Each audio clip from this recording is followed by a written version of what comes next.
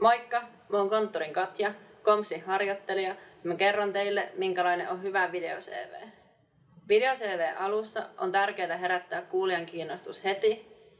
Video-CV näyttää sun persoonallisuuden ja sun pitää tietää, mistä sä puhut. Video-CV:ssä on pieni pintaraapaisu sinusta. Aloita kertomalla kuka olet, mitä teet ja kerro tärkeä työkokemus haetun työpaikan kannalta. Video-CV:n taustan tulisi olla hillitty ja siinä kannattaa hyödyntää luonnonvaloa, mikäli se on mahdollista. Muista kuitenkin, että älä kuvaa sitä ulkona, ellei se ole oleellista haetun työpaikan kannalta. Video-CV:n tulisi pukeutua siististi, pukeudu kuin olisit menossa työhaastatteluun. Kerro video-CV loogisessa järjestyksessä ja opettele tekstit ulkoa.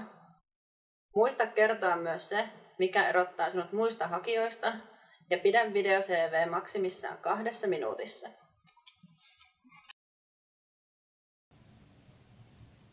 Jos kuvaat eri paikoissa tai vaihdat kulmaa, kuvakäsikirjoitus auttaa hahmottamaan, missä järjestyksessä kuvaukset tapahtuvat, mistä kuvakulmasta kuvataan ja kuinka läheltä tai kaukaa. Käsikirjoituksen voi tehdä koneella esimerkiksi Storyboard-sivustolla tai vaikka käsin piirtäen. Kuvata voit millä tahansa kameralla. Myös kännykällä saa nykyään melko laadukasta kuvaa, mutta videokameralla ja jalustalla saa tasaista kuvaa.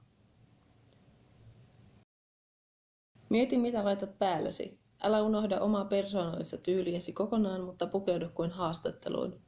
Ei bilevaatteita, ei darravaatteita. Valitse kuvakulmaksi puolilähikuva ja fokusoi kamera. Muista vielä testata taustaäänien vaikutus.